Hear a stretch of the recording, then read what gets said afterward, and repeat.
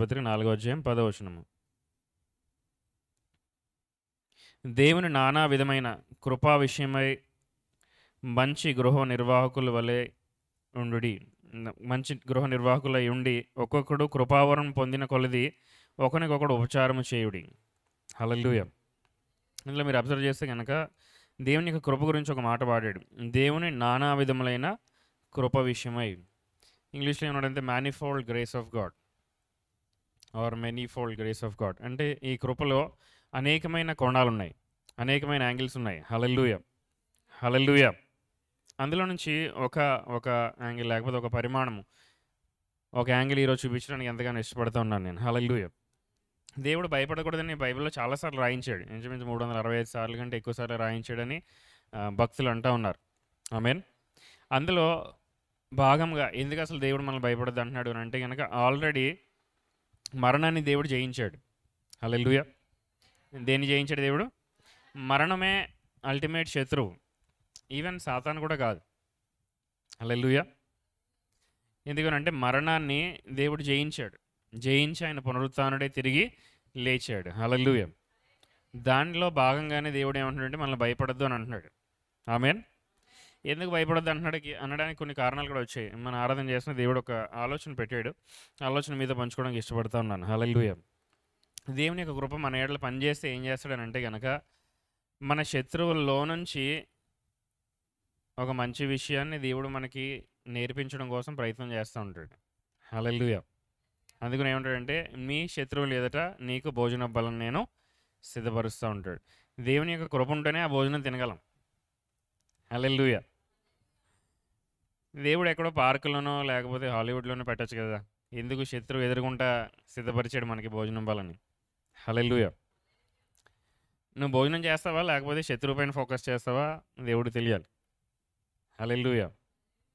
నా అనుదిన స్క్రిప్చర్ రీడింగ్లో ఈ మధ్యకాలంలో నేను అలవాటు చేసుకుంది ఏంటంటే కొన్ని అధ్యాయాలు తీసుకుని ప్రతిరోజు వాటిని ధ్యానించడం మొదలు పెడతాను. ఎందుకంటే చదువుకోవడం వల్ల మన విశ్వాసం బలోపేతం అవుతుంది.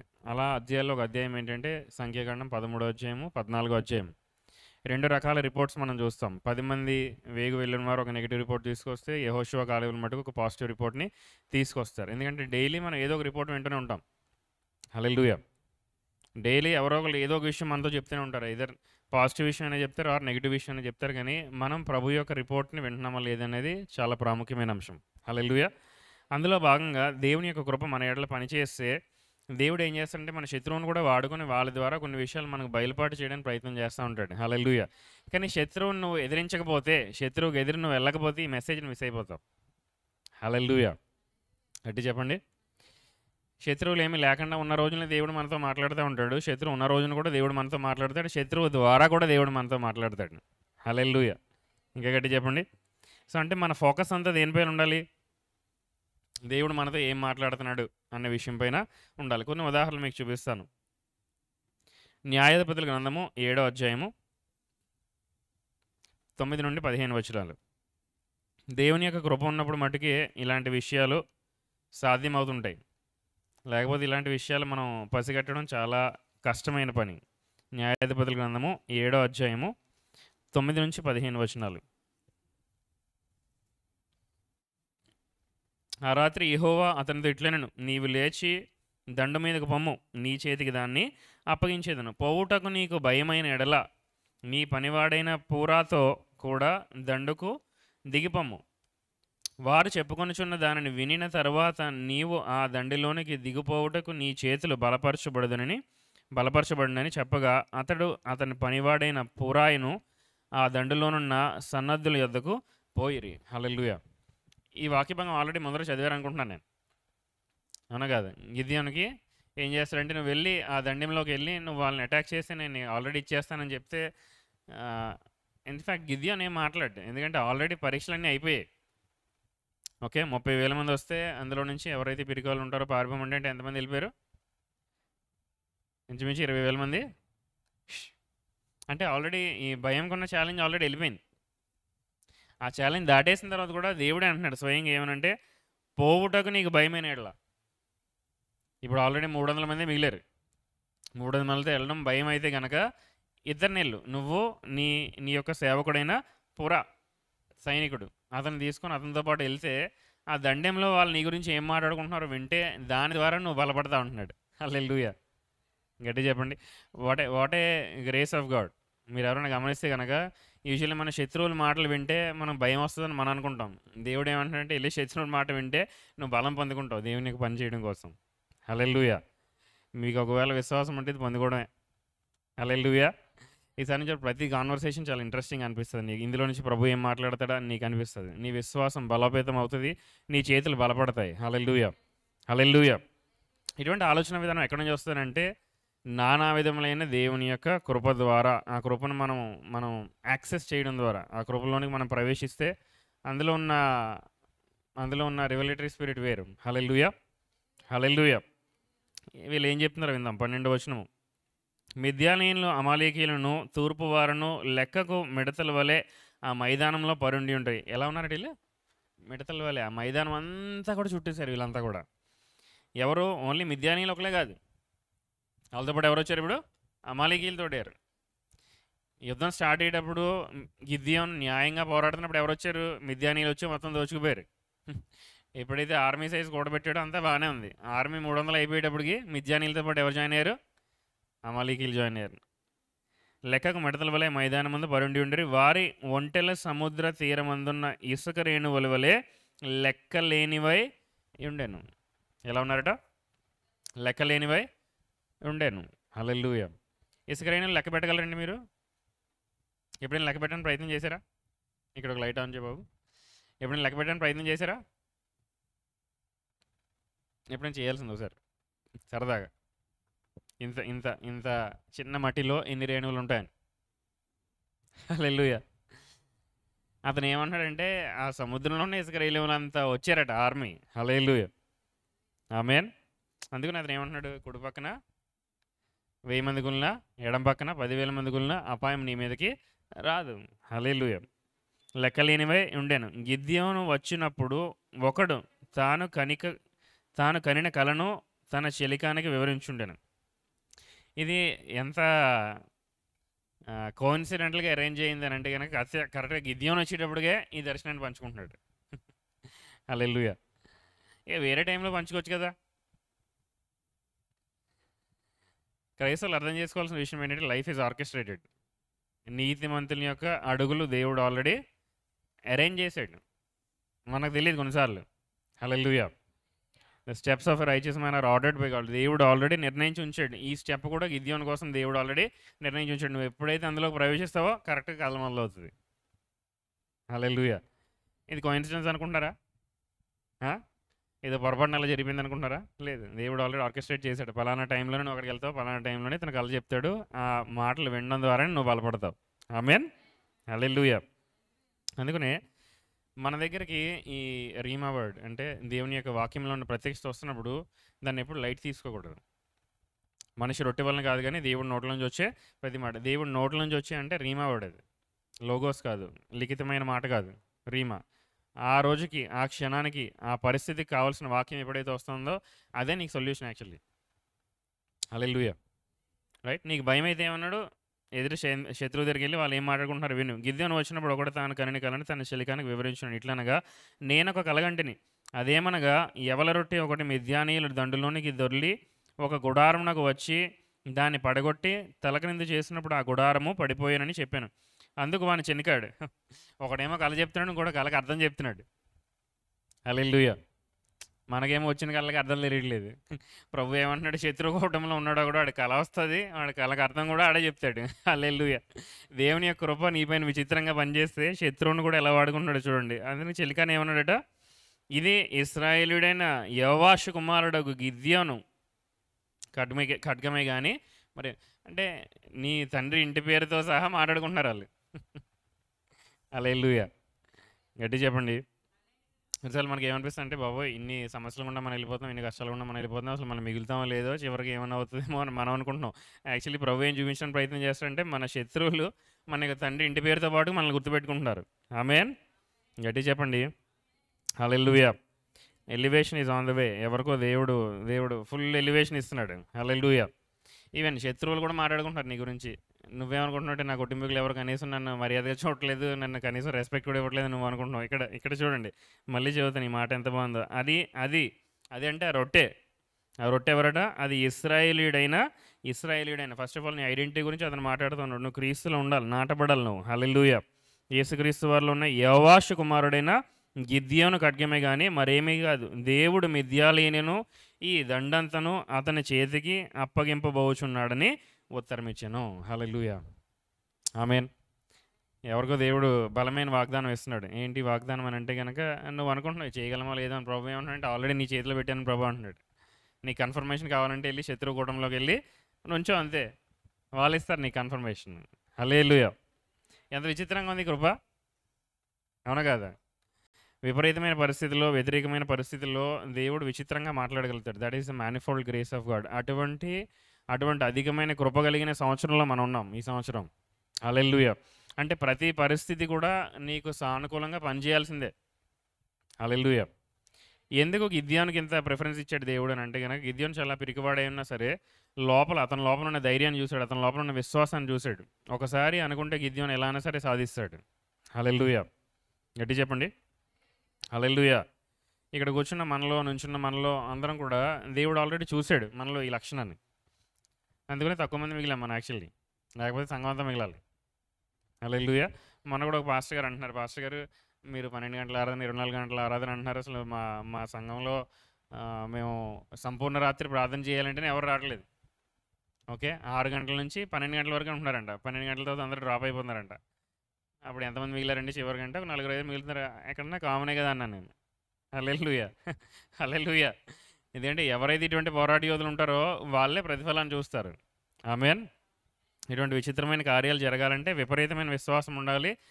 మ్యానిఫోల్డ్ గ్రేస్ ఆఫ్ గాడ్, నానా విధములైన కృప కలిగి మనం ప్రవర్తించాలి. ఆ కృపను యాక్సెస్ చేయాలి మనం. హల్లెలూయా. సో ఈ కృప అంటే ఏంటి? మనం ఏదైతే చేయలేమో అది మనతో చేయించేది కృప. నువ్వు ఏదైతే చేయలేవో అది నీతో చేయించేది కృప అయితే నువ్వు ఎటువంటి పరిస్థితుల్లో ఉంటావు? యాక్చువల్లీ కృపను నువ్వు వాడాలంటే నువ్వేం చేయలేని పరిస్థితుల్లో ఉంటావు. దాన్ని చూసి నువ్వు భయపడకూడదు. అందుకని దేవుడు ఏమన్నాడు? శత్రువుతోటి మాట్లాడిస్తున్నాడు. హల్లెలూయా. What a God. ఇది చూడడం వల్ల అర్థమైంది ఏంటంటే, మొన్న ఒక ఇన్స్టాగ్రామ్లో ఒక ఛానల్ చూశాను. చిక్కు ప్రశ్నల్ని ఎలా సాల్వ్ చేయాలనేది ఆ పేజ్ అంతా కూడా. నువ్వు అందులో వచ్చే ఆ పజిల్ చూస్తే అసలు దీన్ని ఎవరు సాల్వ్ చేయలేరేమో అనుకుంటావు, కానీ చివరికి చాలా సింపుల్ సొల్యూషన్ చూపిస్తాడు. హల్లెలూయా.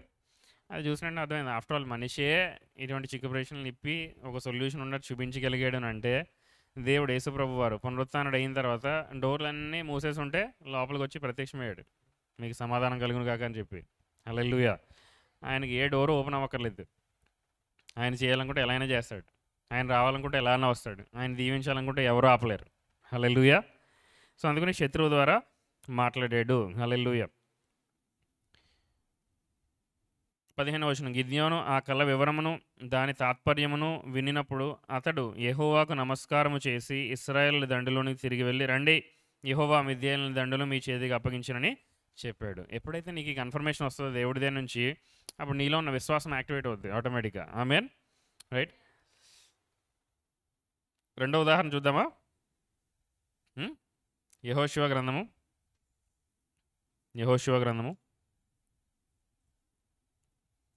2వ అధ్యాయం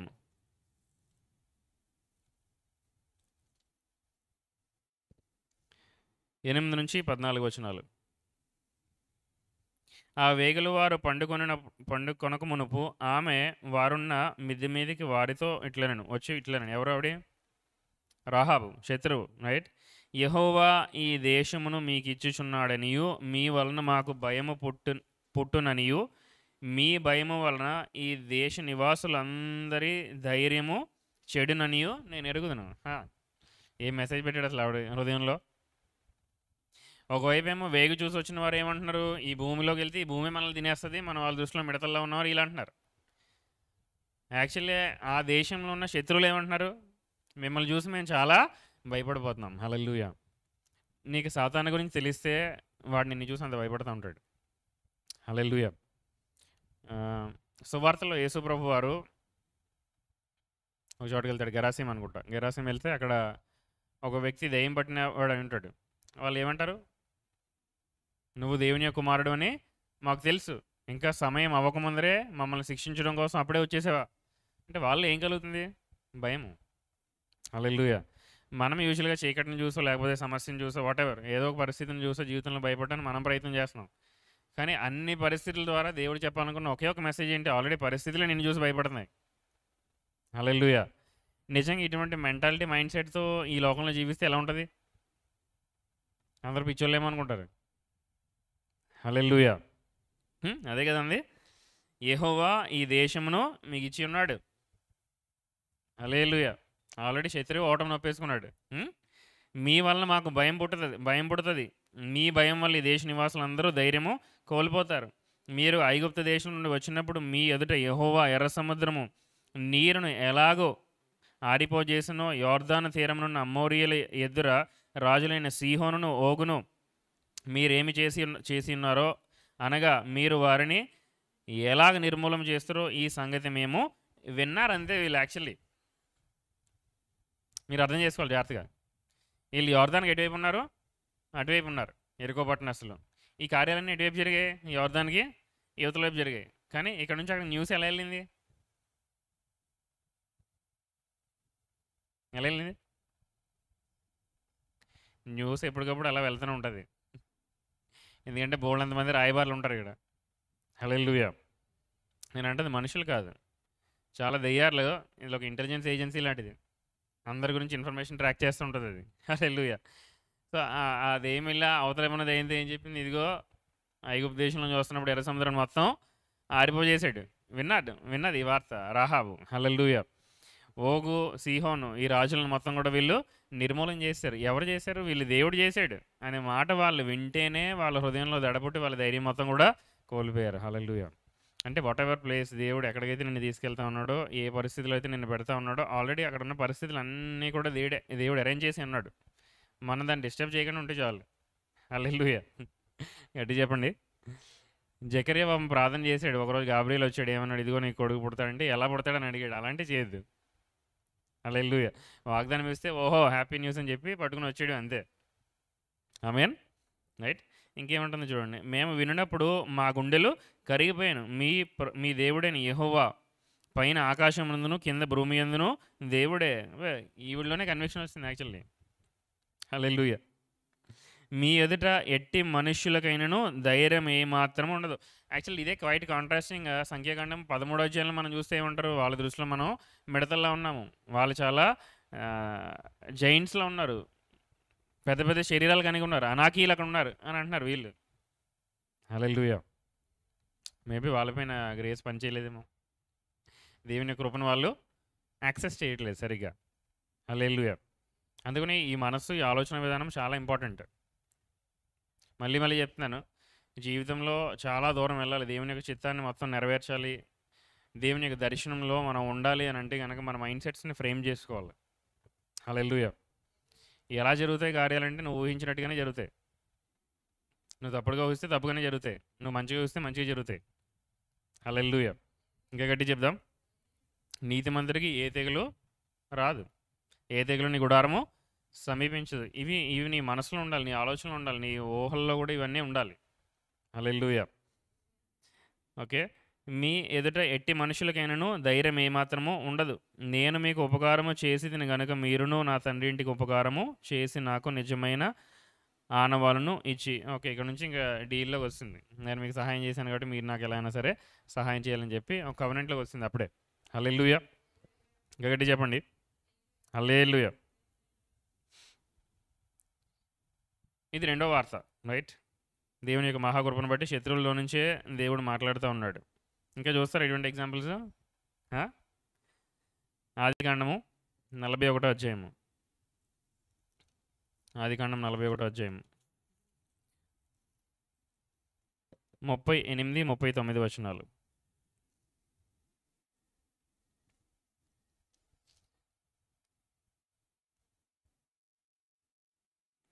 ముప్పై 37వ వచనం కూడా చదువుదాం. ఆ మాట ఫరో దృష్టికిని అతని సమస్త సేవకుల దృష్టికిని యుక్తమై ఉండెను.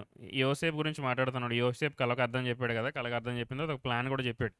చెప్పిన తర్వాత ఏమంటున్నాడంటే కనుక ఫరో ఆ మాట ఫరో దృష్టికిని, అతని సమస్త సేవకుల దృష్టికిని యుక్తమై ఉండెను గనుక అతనేమంటున్నాడు, అతను తన సేవకులను చూచి, ఇతని వలె దేవుని ఆత్మ గల మనుష్యుని కనుగొనగలమా అనేనెను. మరియు ఫరో, దేవుడు ఇదంతయు నీకు తెలియపరచెను గనుక నీ వలె వివేక జ్ఞానములు కలిగిన వారు లేరు.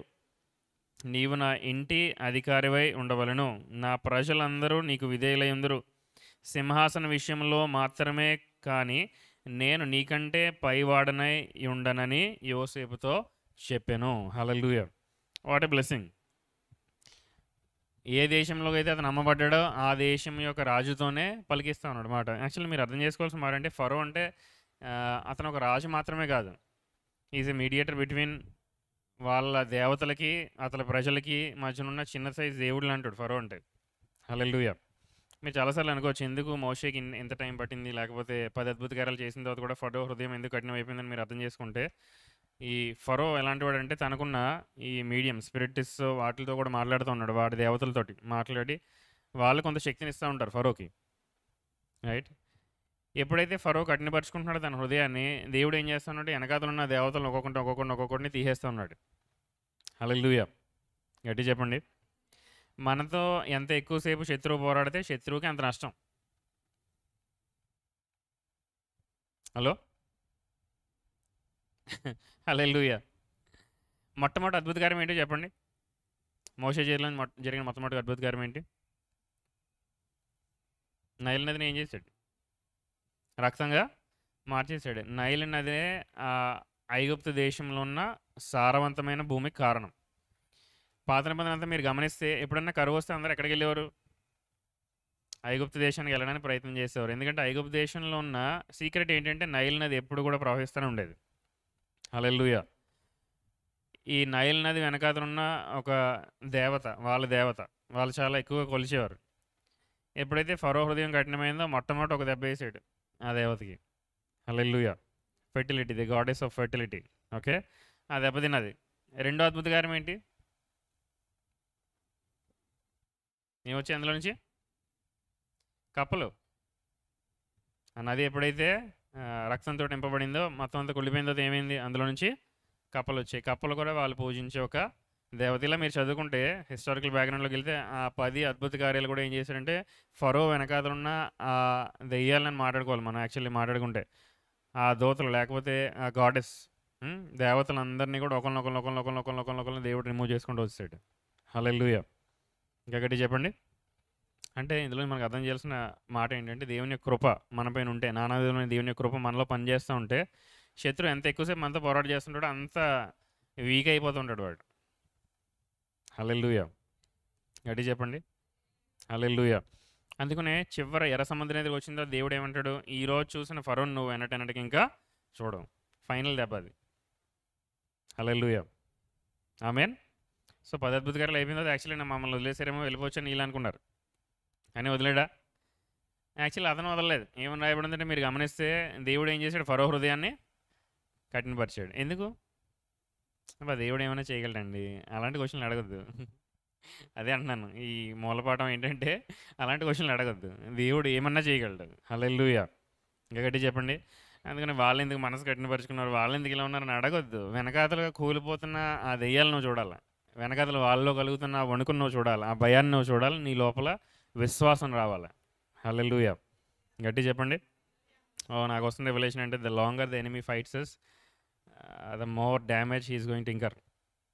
డ్యామేజ్ తీసుకుంటాడు. హల్లెలూయా! అపోస్తలుడు మైకేల్ ఒక మాట అన్నాడనమాట.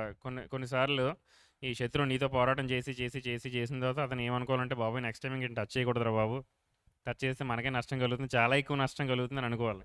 హల్లెలూయా! ఆమేన్. మనం కొన్నిసార్లు ప్రార్థన చేస్తున్నాం, ప్రభు మా కుటుంబంలో అలా అవ్వాలి, లేకపోతే మా బిజినెస్లో ఇలా అవ్వాలి, మా పరిచర్లు ఇలా అవ్వాలి, ఇవన్నీ మనం ప్రార్థన చేస్తున్నాం కదా. కొన్ని రోజులకి ఎలా అయిపోవాలంటే ఇవన్నీ తట్టుకుని మనం నిలుచుకున్న తర్వాత మనకి కలిగిన డ్యామేజ్ కంటే కూడా శత్రు కూటంలో కలిగిన డ్యామేజ్ చాలా ఎక్కువని మీరు గమనించాలి. హల్లెలూయా!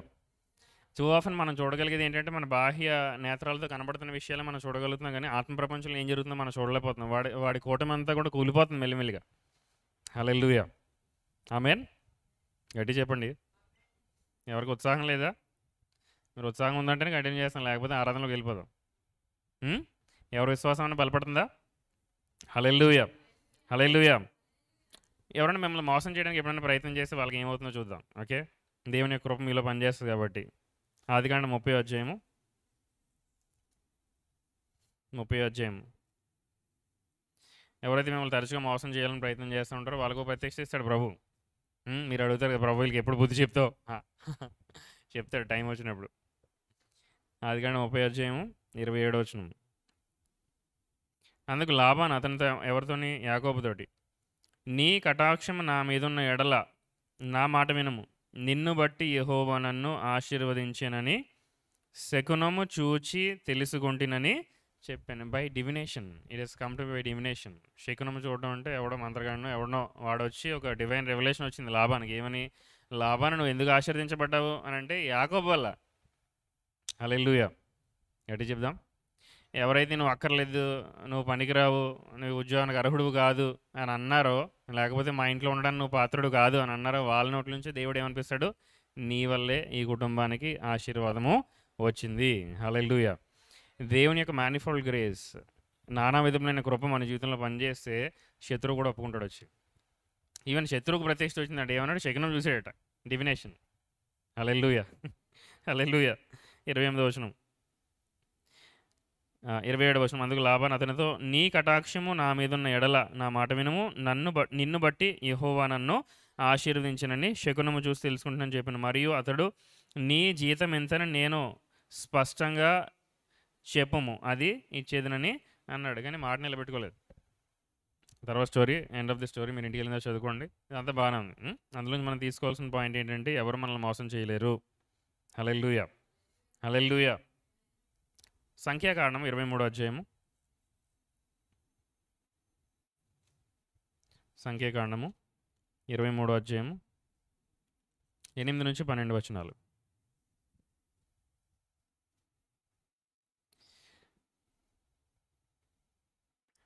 బలాక్ అనే రాజు బిలాం అనే ప్రవక్తను పిలిచి ఇశ్రాయేలుని శపించమని కోరతాడు. అతను శపించబోయి ఏం చేస్తాడంటే ఆశీర్వదిస్తాడు. అందులో అతను మాట్లాడుతున్న మాటలు చూడండి. 8వ వచనం, ఏమని శపించగలను? దేవుడు శపింపలేదే, ఏమని భయపెట్టగలను? ఇందులో చాలా థియరీ ఉంది యాక్చువల్లీ, మీరు అర్థం చేసుకోవాలనుకుంటే. హల్లెలూయా. భయపడుతూ ఉండడం అనేది ఒక శాపం. హల్లెలూయా. ఇట్స్ నాట్ నార్మల్గా క్రైస్తవులు భయపడకూడదు. ఆమేన్. దేవుడు భయపెట్టలేదే, మెట్టెల శిఖరము నుండి అతని చూచుచున్నాను, కొండల నుండి అతను కనుగొనిచున్నాను. ఎవరి గురించి మాట్లాడుతున్నాడంటే ఇశ్రాయేల్ గురించి మాట్లాడుతున్నాడు. పైనుంచి కొండ మీద నుంచి చూస్తా ఉన్నాడు ఇశ్రాయేల్ని. ఓకే, ఇదిగో ఆ జనము ఒంటిగా నివసించును జనములలో లెక్కించబడరు. యాకోబు రేణువులను ఎవరు లెక్కించెదరు? అంటే అంత గొప్ప సైన్యం ఇది. ఓకే, శపించమంటే ఆశీర్వదించేస్తున్నాడు, వాళ్ళని పొగుడుతూనే ఉన్నాడు. యాక్చువల్లీ ఇశ్రాయేలు నాలుగవ పాలను ఎవరు లెక్క పెట్టగలరు? అంటే అందులో 4వ పాలు అంటే ఎంతండి? 25%. 25% లెక్క పెట్టడం చాలా కష్టం అంటున్నాడు. హల్లెలూయా. ఇందులో నీకు అర్థం అవ్వాల్సిన విషయం ఏంటంటే, the enemy is two overwhelmed. అందుకని దేవుడు ఏమంటున్నాడు? మీలో ఒకడే 1000 మందితో సమానము. నువ్వు శిఖరం పైన ఉన్న ఒక పట్టణం వంటి వాడు నువ్వు. హల్లెలూయా. కానీ మనల్ని మనం ఎలా చూసుకుంటున్నాం అంటే, గిద్యోను వల్లే ఉంటున్నాం. పరాక్రమం గల బలాఢ్యుడు అంటే ఎవరు? నేనా అని మనం అడుగుతున్నాం. ఒకసారి మన ఆత్మీయత లోపించేయమని ప్రార్థన చేయాలి దేవుడిని. హల్లెలూయా, హల్లెలూయా. రైట్, జనముల్లో లెక్కించబడరు. యాకోబు రేణువులంతా ఎవరు లెక్కించేదరు? ఇశ్రాయేలు 4వ పాలను ఎవరు లెక్క పెట్టగలరు? నీతిమంతులు మరణము వంటి మరణము నాకు లభించునుగాక. ఇది ఎవరి వైపు మాట్లాడుతున్నాడు అసలు? కంప్లీట్గా అసలు ఇశ్రాయేల్ వైపు వెళ్ళిపోయాడు. హల్లెలూయా. వాళ్ళతో పాటు నేను కలిసి మరణించే మరణం నాకు వచ్చుదునుగాక అని చెప్పిస్తున్నాడు అతను.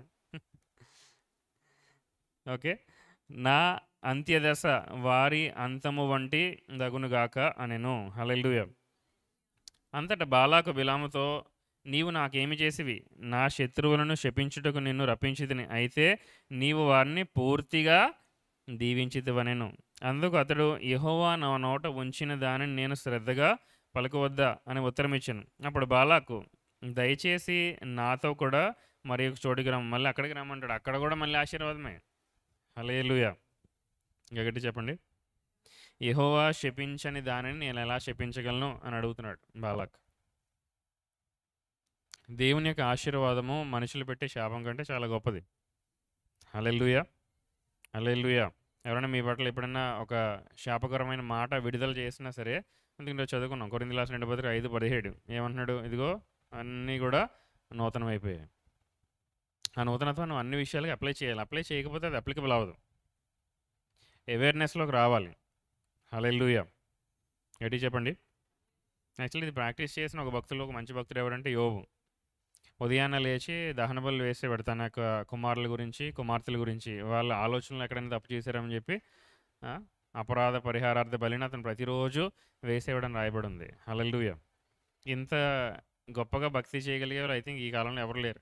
వాళ్ళు చేసిన పాపాలకే వాళ్ళు ఏం చేయట్లేదు. ఇంక మళ్ళీ పిల్లలు ఆలోచనలు చేశారు, ఎక్కడ చేశారో తెలియని వాటి కోసం కూడా ఇతను చేస్తున్నాడు. అందుకని యోబు నిందారహితంగా ఉన్నాడు దేవుని దృష్టిలో. హల్లెలూయా! హల్లెలూయా! పరలోక రాజ్యంలో నీ ర్యాంక్ పెరగాలి అని అంటే నిందారహితంగా ఉండాలి మన జీవితాలు. అప్పుడు అటెన్షన్ క్యాచ్ చేస్తావు నువ్వు. హల్లెలూయా! రైట్. ఓకే. మొదటి సమయాల గ్రంథము 5వ అధ్యాయము 7-8 వచనాలు.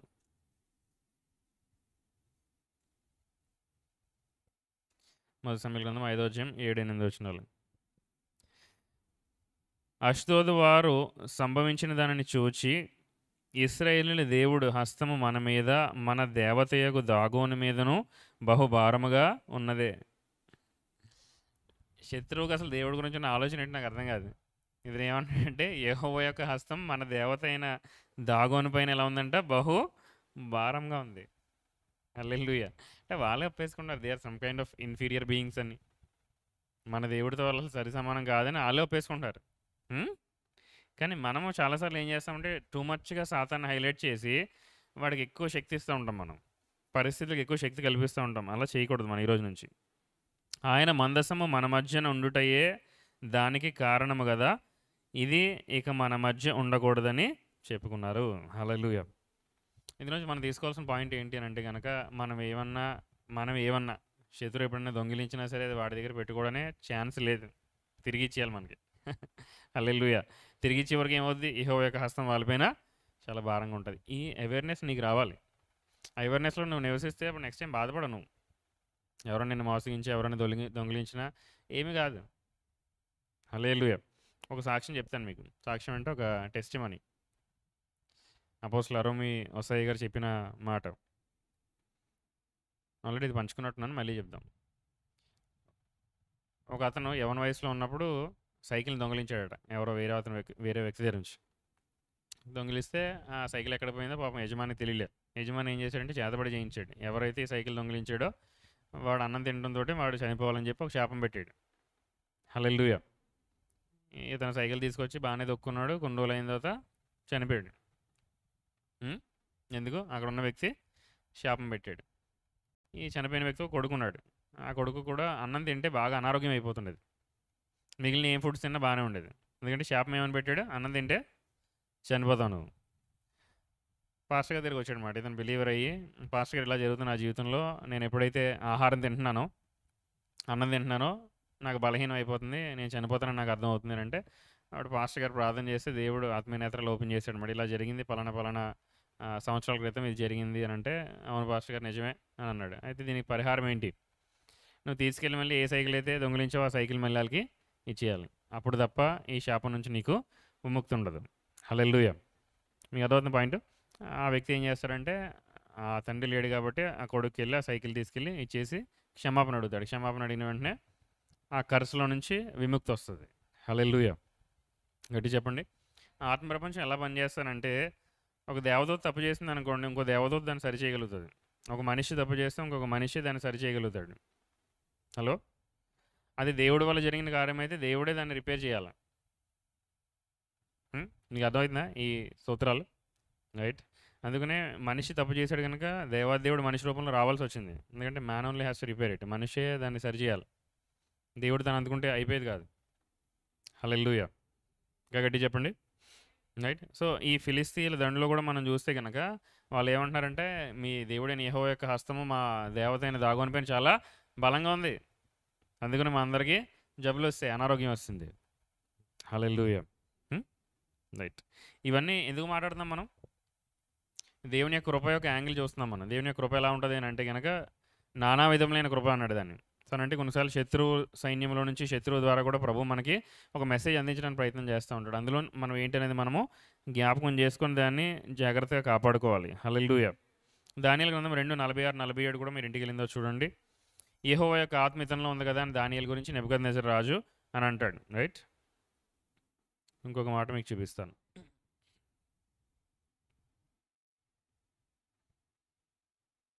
మార్కు రాసిన సువార్త 5వ అధ్యాయం. మార్కు రాసిన సువార్త 5వ అధ్యాయం 7-8 వచనాలు.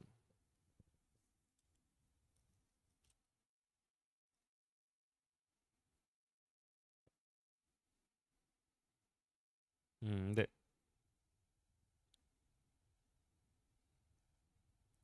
గిరాసీమ అనే ప్రదేశంకి వచ్చిన తర్వాత ఆ దెయ్యాలు దేవుని చూసి అంటూ ఉన్నాయి. వాడు దూరం నుండి యేసును చూచి పరిగెత్తుకుని వచ్చి ఆయనకు నమస్కారం చేసి, మీరు ఐడెంటిఫై చేసి ఇందులో ఇంట్రెస్టింగ్ థింగ్ ఏంటంటే దెయ్యం పట్టినోడు కూడా వచ్చి దేవుడికి నమస్కరిస్తున్నాడు. హల్లెలూయా. తన కాన్షియస్నెస్ మొత్తం కోల్పోలేదు. యేసు ప్రభువారిని గమనించాడు, నమస్కరించి ఏమంటున్నాడు? యేసు సర్వోన్నతమైన దేవుని కుమారుడా, నాతో నీకేమి? నన్ను బాధపరుచుకోమని దేవుని పేరట నీకు ఆనబెట్టుచున్నానని బిగ్గరగా. ఎవరితో మాట్లాడుతున్నారు అసలు? దెయ్యం అంటుంది దేవుడి నామంలో నన్ను బాధ పెట్టద్దని. హల్లెలూయా. హల్లెలూయా. ఎందుకనగా ఆయన అపవిత్రాత్మ ఈ మనిషిని విడిచిపోమని వానితో చెప్పెను. మరియు ఆయన నీ పేరేమని అడుగుగా వాడు నా పేరు సేన ఎలనగా మేము అనేకులమని చెప్పి తమను ఆ దేశంలో నుండి తోలివేయవద్దని ఆయనను మిగుల ఎందుకు ఆ దేశంలో నుంచి తోలివేయద్దు అంటుంది? ఫెమిలియారిటీ. ఇందాక చెప్పాను కదా, ఒక ఇంటెలిజెన్స్ ఏజెన్సీ ఉంటుందని చెప్పి. సమాచారం అంతా ఆల్రెడీ అక్కడ ఉంది. ఎవరిని ఎలా నాశనం చేయాలనే సమాచారం ఆల్రెడీ ఉంది. అందుకనే ఈ యొక్క టెరిటరీ, ఈ యొక్క స్థలంలో నుంచి మమ్మల్ని వెళ్ళనివ్వద్దు. కావాలంటే ఈ వ్యక్తిని వదిలేస్తాం, వేరే వ్యక్తిలోకి వెళ్తాం. హల్లెలూయా. గట్టి చెప్పండి. హల్లెలూయా. సో ఇక్కడ దెయ్యాలు కూడా దేవుడి గురించి మాట్లాడుతూ ఉన్నాయి. సర్వోన్నతమైన దేవుని యొక్క కుమారుడా, మాతో నీకేమి? ఎంత భయంపడి వణుకుతూ ఉన్నాయి చూడండి దెయ్యాలు. ఇవన్నీ గమనించిన తర్వాత మనలో ఉండాల్సిన విశ్వాస ఆలోచన విధానం ఎలాంటిది అని అంటే కనుక దేనికి కూడా మనం భయపడడానికి వీల్లేదు. హల్లెలూయా. హల్లెలూయా. గట్టి చెప్పండి. హల్లెలూయా. హల్లెలూయా. ఇంకొక మాట చూపించి దీన్ని ముగిస్తాను.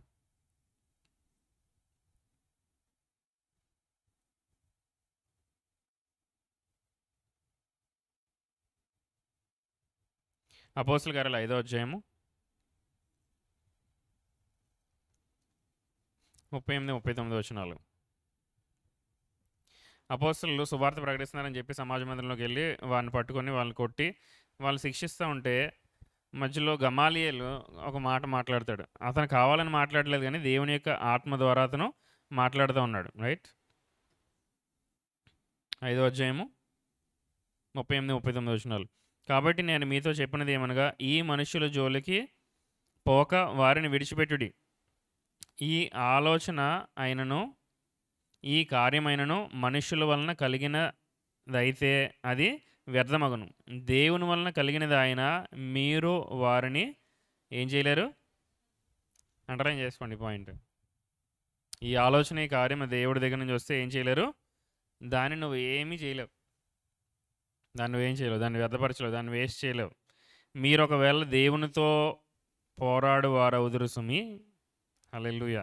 వారు అతని మాటకు సమ్మతించి అపోస్తలుని పిలిపించి కొట్టించి యేసునామంలో మనకి ఎన్నడూ బోధించదని ఆజ్ఞాపించి వెళ్ళిపోతే వాళ్ళు వెళ్ళిపోయారు. మిక్కిలి సంతోషంతో వాళ్ళు వెళ్ళిపోయారు. హల్లెలూయా. హల్లెలూయా. అంటే వేషధార భక్తి కలిగి జీవిస్తున్న వాళ్ళలో నుంచి కూడా ప్రభు యొక్క మాట మాట్లాడిస్తున్నాడు. అధికారుల్లో నుంచి కూడా దేవుడు తన యొక్క మాటని మాట్లాడిస్తున్నాడు. చాలాసార్లు మనం వింటే ఆ గవర్నమెంట్ వచ్చింది ఏంటి, ఈ గవర్నమెంట్ వచ్చింది ఏంటి, ఈ గవర్నమెంట్ వస్తే ఏమైపోద్ది, ఆ గవర్నమెంట్ వస్తే ఏమైపోద్ది, ఏమీ అవ్వదు. బైబిల్ ఇలాంటివి చాలా వచ్చాయి, అలా వెళ్ళిపోతూనే ఉన్నాయి. ఒకే ఒక రాజ్యం మటుకు స్థిరంగా ఉంటుంది, దేవుని యొక్క రాజ్యం. దేవుని యొక్క రాజ్యానికి అంత అనేది లేదు. మనుషుల రాజ్యాలు అనేకమైనవి వస్తాయి, డెమోక్రసీస్ వస్తాయి, కింగ్డమ్స్ వస్తాయి, ఏమొచ్చినా సరే ఇవన్నీ వెళ్ళిపోవాల్సిందే. దేవుని యొక్క రాజ్యం వరకు నిరంతరము నిలిచి ఉంటుంది. హల్లెలూయా, హల్లెలూయా, ఆమేన్. సో ఇటువంటి కృప మనందరం పొందుకుందును గాక. ఆమేన్. ప్రార్థన చేద్దాం అందరం కూడా. కొంతసేపు భాషలో మాట్లాడుకుందాం. విన్న వాక్యం నిమిత్తము మనం అడుగుదాం దేవుణ్ణి, ప్రభు ఇటువంటి కృప నాకు కూడా ఇవ్వండి. ఎందుకంటే దేవుని యొక్క ప్రేమ మనలో ఉంటే భయం అనేది మనలో ఉండడానికి వీల్లేదు. శత్రువు దగ్గర నుంచి కూడా వినగలిగే ప్రత్యక్షత కలిగిన ఆత్మ నాకు ఇవ్వండి ప్రభువా, అటువంటి కృప నాకు ఇవ్వండి, అటువంటి కృప నాకు అనుగ్రహించండి. గిద్యోనుతో మాట్లాడించావు, దానియేలుతో మాట్లాడావు,